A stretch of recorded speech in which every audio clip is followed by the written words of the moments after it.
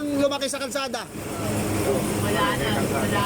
Simula anong taon? Ano wala.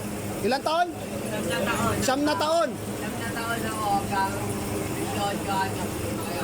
Sa kalye ka lang. So, lumaki ka na nanghihingi ka lang sa kalye.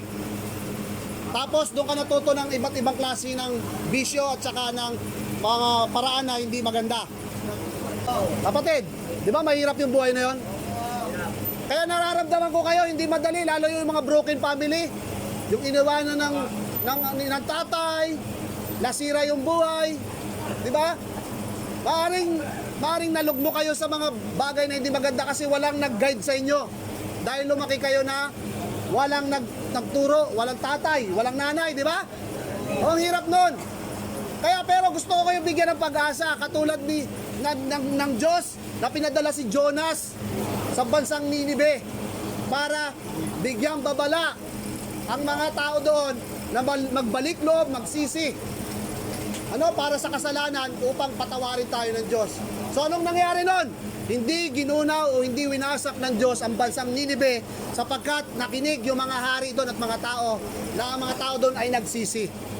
Kaya alam mo, kapatid, nandito kami ngayon, gusto ng Diyos na bigyan kayo ng pag-asa, ng lakas ng loob para lumapit, magbalik loob sa Diyos. Kasi siya lang ang pag-asa natin, kapatid. Kanino natin makikita ang ating pag-asa? Kay Kristo natin makikita yon. Amen? Amen? Kanino natin makikita ang pag-asa? At buhay kay Kristo Jesus. No? Kaya, alam mo, ano man ang pinagdaanan nyo ngayon, dalangin ko, napapalayain kayo ng Diyos, hawak tayo ng sumpa ng kasalanan. At ang sumpa ng kasalanan, kamatayan yan. Yan ang kabayaran yan. Kaya ang gusto ng Diyos, kung mamamatay tayo at kukunin tayo dito sa lupa, kaya kami patuloy na nag-aayag ng salita dito sa loob.